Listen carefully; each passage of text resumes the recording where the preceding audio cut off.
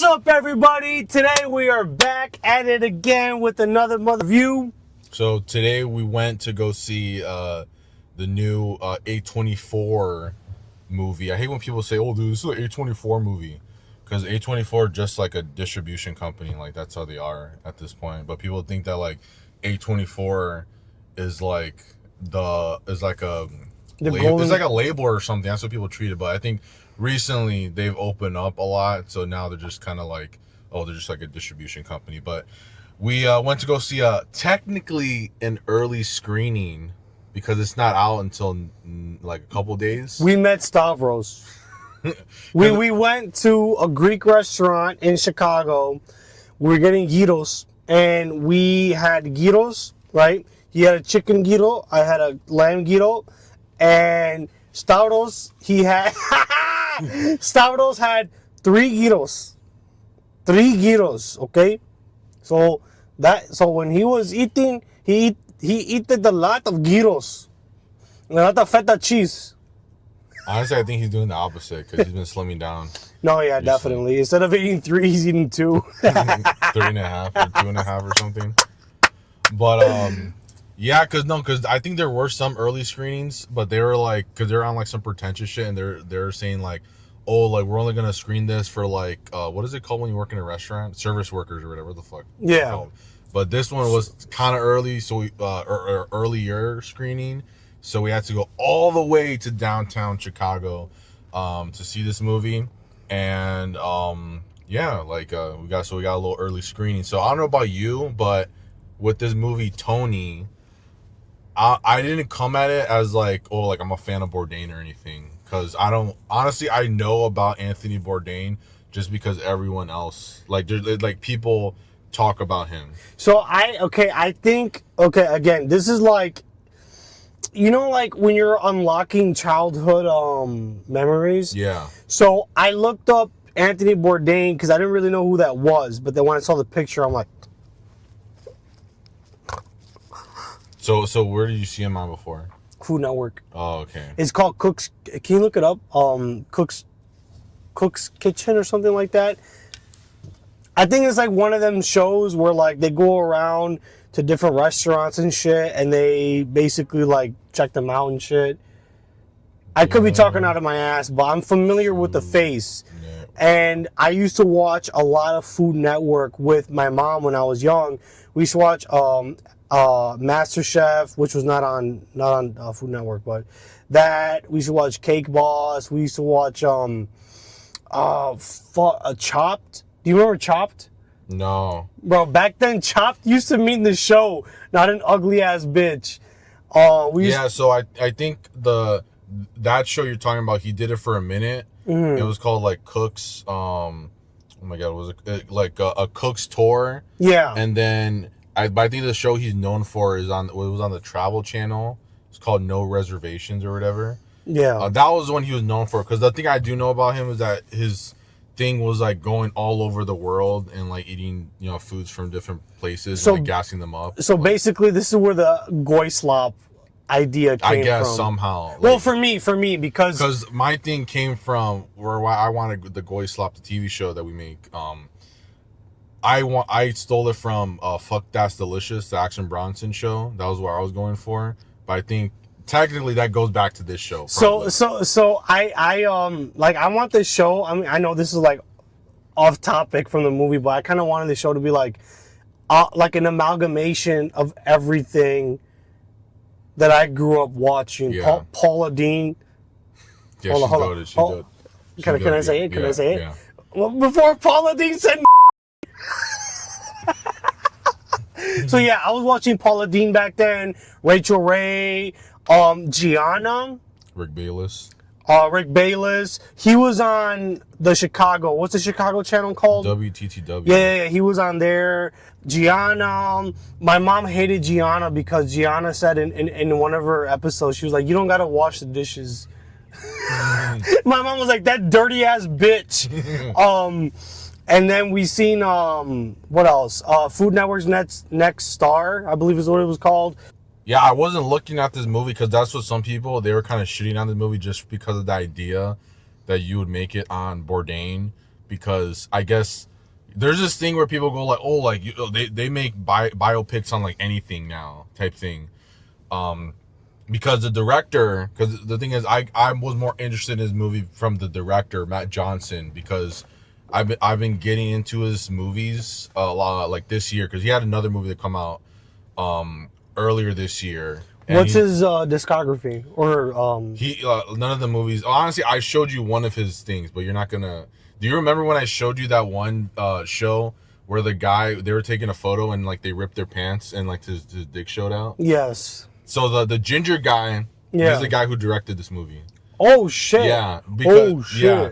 So he has like that, like the Nirvana the band show. That's like his like side project, but then that he comes back to like every like 5 years or so, because that started as like a web series, and then he got a show on Vice back in the day when Vice TV used to actually exist. Shout out to Gavin McInnes. Earlier this year they made a movie based off of Nirvana the band. So, but that's when I got into it. And that's when a lot of people got into it recently, because I'm seeing a lot of people on the internet starting to get into his works. But he was really indie, because all the other movies, this is his first movie that he's directed that he hasn't starred in, because every other movie he's been like either like the main character or like a side character. I would recommend that you watch the BlackBerry movie, because that's the other movie that he directed. And he does play like a character in the movie, and he does this thing where he kind of like steals the show, because everyone goes, oh, that's fucking Matt, and he kind of like, you know, makes himself known even if he's like a side character or anything. But I would recommend the Nirvana stuff. That's like its own thing. I would recommend that one. And then there's this movie he wrote and directed called The Dirties. He like in like 2013. But yeah, I was coming at this movie as more of like, okay, this is like his biggest movie so far. It's the biggest, like, you know, he's getting an A24 release and everything. So that was mainly where I was looking at this. And because a lot of his other movies, they had this like feeling where it was like half like a documentary and half like an actual movie. But this one leans, it kind of has little parts of it where he feels like he's like, you know, documenting like Anthony Bourdain's life, you know, but most of it is like, it feels more like he's leaning into becoming like an actual movie. But there's little aspects, like if you ever saw his other work, mainly the Dirties is like the one I would probably recommend the most, but it's like the most indie one. But yeah, I was coming at it with that. Really, I didn't really care about Bourdain, but I was really thinking like, okay, like this is, because again, with biopics, it's like, oh, like why do we need a movie about this guy? Why do we need a movie about that? You know, I like Quentin Tarantino. I like his thing where he's like, biopics are kind of ass unless you're doing it about a specific time in a person's life. Yeah, which this movie was really about, and I think that's why it was able to, I guess, be interesting, because there's not a lot of biopics where it's like, oh, you need to see this whole person's life and everything. And honestly, the best biopics are the ones where you don't feel like you're watching a biopic, or you're just watching an actual like person's life or story. Like, you know what's a good one? Straight Outta Compton. Goodfellas. Oof. Yeah, you don't even think about it, but it's a biopic technically. And I don't know, what do you think that like biopics should be like accurate? Because you know you brought up Straight Outta Compton.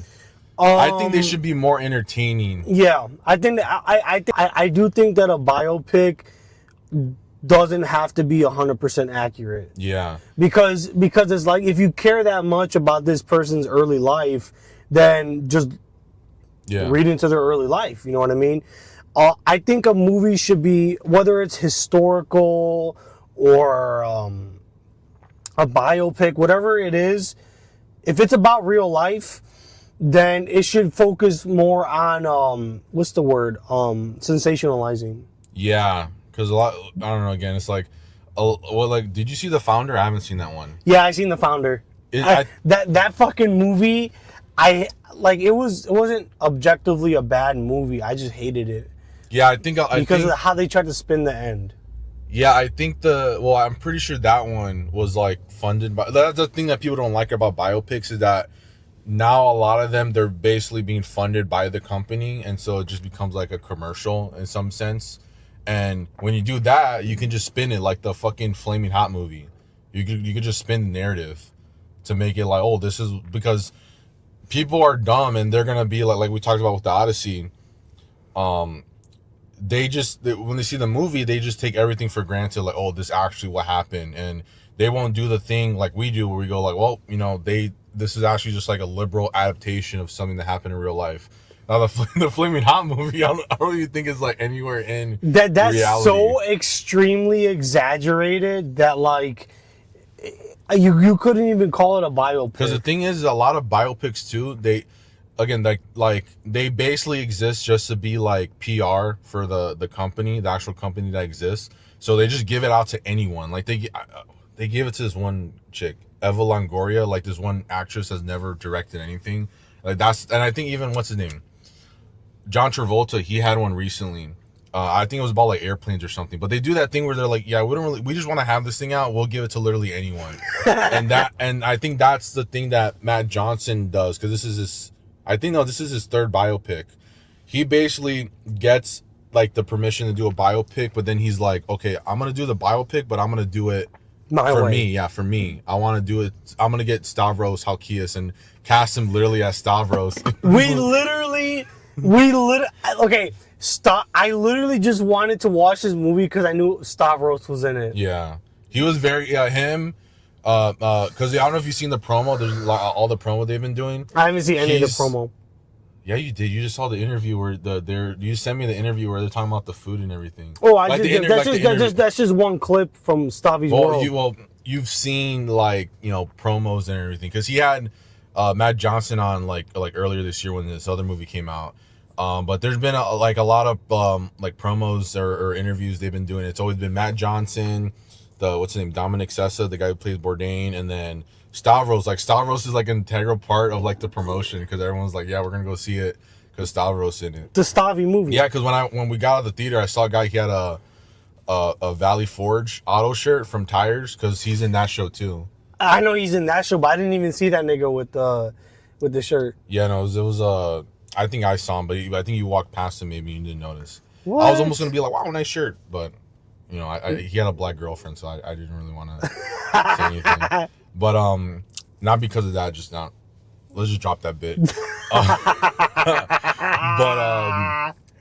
But yeah, so I'm coming at it mainly from enjoying like Stavros, Matt Johnson, all that stuff. But I do think this movie did a good job at being like just like an interesting depiction of this era, of like the setting he was working at and everything. Because I think they only took because in the beginning of the movie, there's like an excerpt from like one of his books where he talks about like this part of his life where he's just like a brash kid, he didn't know anything. Because I think this movie kind of explains in the beginning, because you missed out on that part, like the first 10 minutes, he wants to be a writer. Well, he is a writer, but that's mainly what he was looking at. He was trying to be a writer, and then he got denied this like scholarship or whatever that was gonna make him write a book, or that was gonna give him an opportunity to write a book. And then the whole movie, he's like lying. He's like on some like Marty Supreme shit where he's just like, yeah, that's what I was thinking when I was watching the movie. I'm like, this is like Marty Supreme 1.5. Yeah. And he's just like doubling down on all these lies, and they just keep on like snowballing because I guess the it's like a little lie, honestly, that snowballs, which the main lie he does is that he's trying to just see this girl that doesn't seem to be interested in him at all. And then, but that's like the main one. But then the small lie that he says when he's in the restaurant is that he's like, oh yeah, no, I've worked in restaurants before, blah blah. That's like the small lie, and that snowballs to the end, because if he would have actually worked in restaurants, someone would have told him, hey, like, you don't throw fire or water on fire. Yeah, I was thinking that the whole time. I'm like, even us as like HVAC. You've already said it, like. I know. I just want to be like. Yeah. Oh. Even us as like HVAC techs, like, you're not supposed to throw water on fire, because obviously it spreads the fucking fire. Yeah. So it's like, I don't know, like when I seen that scene, I'm just like, it just gave me PTSD, because like I've worked with guys that seen fire and they don't know how to react. They're like, the water! Yeah. It's like, nigga, no. Just honestly, sometimes if there's a fire, it's better to just throw something. Yeah. Like, no shit. Like throw your shirt on top. Yeah. That's like the better Yeah, option. because it'll trap it. Yeah. And stuff.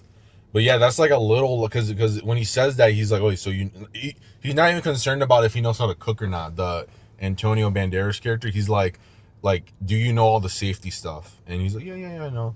And that's the thing that like snowballs all the way into the end of the movie. It's like when you're working with a guy in construction and he says he knows how to like weld and shit. Yeah. And it's like, yeah, there's a lot of moments because of like, I guess where I'm at in my life right now, where I see that he's like lying just to like, oh yeah, no, and then he's like, fuck, actually, I don't know how to open up a fucking clam. well, you know what? That's pretty like what's the word? Not foretelling, but it's like interesting because that's like the essence of life. Yeah, just like running into the fire, like no matter what, because that's like, it's like the only way that you're actually gonna like learn shit. Because a lot of people, if you tell them like, oh, teach me from the start, they're like, fuck no. Yeah, but plus if you teach them from the beginning, that like over prepares them, because what ends up happening is that they're like over prepared for these imaginary scenarios, but they don't know how to handle the scenario once it hits them for real. Yeah. So sometimes, a lot of the times, it's better to just learn on the job. Yeah. Like this whole movie kind of gave me that vibe where it's like, it's more about learning on the job than actually sitting in a classroom and learning about it. Like nothing beats real world experience. Yeah, because when at the end, when he goes to apply to the culinary institution, like at first they're like, all you know is how to wash dishes on paper. And then he gets that little letter recommendation, and they're all like, "Oh shit, no!" And that shit goes a long way. Like knowing the right people, I think that's what this movie really like. That's what a lot of people should take from this movie. It's like, it's not just about Bourdain. It's not about his life and shit. Yeah, it's about who you know and how they get you there. Because there's like this fucking myth that like boomers like to tell like young people, was like, you just gotta work hard and work your way up. No, you have to network, you have to meet the right people, and that's how you get to where you're supposed to. Yeah. Literally. I feel like, okay, this is like a time period piece. I do feel like, you know, some of the, like, okay, I'll allow Stavros, he slides, but some of the other actors, like, I feel like their BMI was, like, too high for this time period. Like, especially, like, the chicks. I'm like, girls didn't have, but they're mainly extra. They're mainly extra. No, I was saying like girls didn't have hip dips back then, because I seen this one girl in red pants. She was walking through the party and she was wearing like tight clothing. Yeah. And she had hip dips. I'm like, bitches didn't have hip dips. Yeah, because again, it's like trying to be like a period piece, and they're dressing a certain way, but then like some of the, mainly the actresses, they did like their bodies did not like accompany well that thing. Like it's one of those things where it kind of like, you know, it sticks out like a sore thumb. I would say this movie was just like a good, like, it was trying to be a movie first. It wasn't trying to be obsessed with like trying to like, you know, extrapolate everything about his life. Because what's interesting, again, I've only heard this, allegedly he killed himself. Bourdain killed himself, which is funny because the painting they bought up. Yeah. And I thought that was like some like foreshadow, like crazy. I don't know if it was like intentional foreshadowing or anything, but allegedly the reason why he killed himself was because he had a girlfriend, and he was one of those guys that had a girlfriend for like 10 years, and then they split, and he killed himself. Bro, it's these niggas with girlfriends that be the problem all the time. But I mentioned the foreshadowing because there's like a painting of some like French guy that like kills himself. What do they call him in Japanese when they harikiri or something, or senpuku or whatever. He senpukus himself because he can't perform the way he's supposed to. So it's almost like, well, it was literally because he didn't have like lobster or something. Because he was promising this big feast, and then it doesn't happen. So he's just like, fuck it. And that's what I thought was gonna happen with the chef too, because, well, he didn't promise it, but again, Tony in the movie promises the girl like, oh no, we're gonna do real food this time, and then it ends up like coming in his face and being like, oh no, actually, like, coming in his face. I don't know what the right word was to be, blowing up in his face. It blows up in his face, literally, and he's not paying attention, and yeah, that just goes to show you that, like, you know, this whole thing about like lying, because at the end, I guess what he learns is to be honest with himself. I don't know if you, that's the one thing I hate about biopic is where like it's that thing. It's like, okay, because you know, you want to end it off on a good note, because honestly I would have dug it if like he just fucked up and then that's like where the movie ended. But then they got to do, I don't know, again, I don't know if this happened in real life, but you know, at the end of the movie they kind of fix it, you know, everything turned around, they find a solution to their problem. They're selling plates for $5 and then like some fucking, yeah, you know. Well, the thing with them is that they do it when their dad dies and like they don't have the money for like the funeral expense, so that's like the type of thing they have to do to pay for the funeral. Allegedly, that's what I heard, is when they get that down bad. But they're usually selling like fried chicken and shit, like in bulk. Or like pineapples with Kool-Aid in it. Well, no, people who do that, they do that because they think they're going to become multi-billionaires from doing that, just starting from the bottom. So I guess the thing is, you got to be realistic about your approach and everything. But I don't know if that movie was that was the point of the movie, because this is what I was gonna say. Like, it's always that thing where like they end the movie on like a good note, but then like again they don't. It's not like at the end when they show like, oh, he had the show and he was in the restaurant, but they say at the end like, oh yeah, he killed himself. Like, you always have to be like, oh no, let's not talk about that. Because again, like people like dumbass people, they're just gonna be like, oh yeah, no, that was a good movie. This Bourdain guy sounds cool, and allegedly he worked for Mossad. I don't know what's up with. That's what people were complaining about too. They're like, is he gonna talk about the time he worked at Mossad? Wait, how did he work for Mossad? Like, what was the? I don't know the whole. I just heard it on X, and I believe everything that's on X. And they said, yeah, he worked with Mossad back in the day. And I'm just gonna. I'll probably put something up that explains it all or whatever, but. Yeah, allegedly he works with Mossad. He probably thought like he was working with Mossad because he was like a travel guy. Like he was like, because I guess this whole thing, because some people I see they shit on him because he's one of these guys that goes like, oh, look at like they made naan bread and this is why, you know, we need to bring them over here type stuff. Like he's one of those guys I kind of pick on, because I do see people critical of him, and that's why people are kind of shitting on this movie again, because they're like, oh, like this fuck, like, I guess when you make a biopic on someone, what you're trying to do is you're trying to like make them like a god on some level. Like you're trying to like turn their history into like, well, like, you know, like literal history, but you're trying to put it on like a higher level. That's why I haven't seen the movie, but I heard that's why like hella people like be turning Muslim because they watched the Malcolm X biopic, the Spike Lee one. That's why I almost became a Muslim, because I seen like, well, if it works for him, why wouldn't it work for me?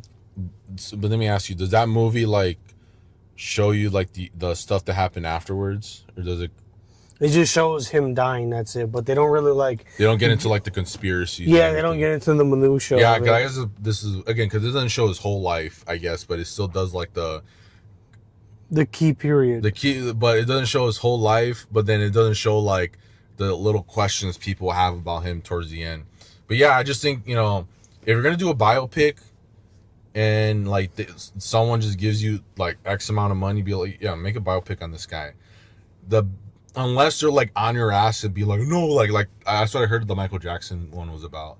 It was like, it wasn't because here's the other thing too, like a lot like with Michael Jackson on that level, like you can't do anything critical of him because then people are gonna be like, why the fuck would I watch the movie? Type shit. Like you have to have like the goy pandering biopic, because then didn't Netflix drop one? Not a biopic, but like a documentary on like all the bad shit. Yeah. They said that he would like these kids would spread their assholes and he would like look at them.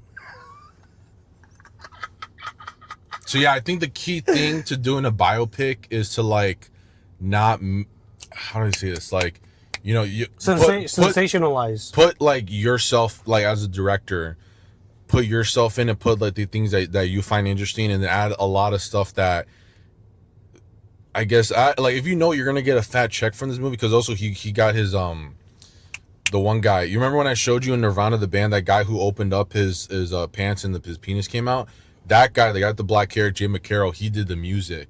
So that sounds some like, you know, you got to bring your boys, make sure like if you're gonna get the fat check. That's what we're gonna do when we do the first Gashless movie. Yeah, We gotta bring all our boys to do the music, everything. Kangas, Fatal Luck, they're all gonna be in the movie, Yeah. even if they're not literally in the movie. We're gonna have them both do like post-production CGI work to make myself look 20 pounds lighter. Hopefully by that point, hopefully Grok's good at that. But yeah, like that's just my main thing is like if you're gonna do a biopic, just try to like, you know, put like your energy into it and don't just try to make like a cookie cutter one.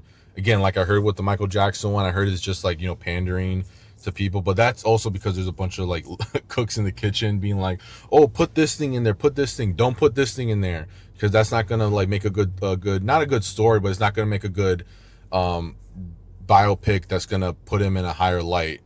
But yeah, no, that's my thing. Let's give this a rating. Let's give it I'm gonna give it a 9 actually. 9 plates out of 10. Okay, you're gonna put that. Yeah. Okay, I'm gonna give this 8 gyros, chicken gyros, out of 10. All right. That's it. See you guys for the next one. I hope I keep that rating because, I do think it's I don't know if I'm just like on a high right now, but I just think it's a 9. But also I don't like giving everything 8s. I don't know. All right, Gas reviews.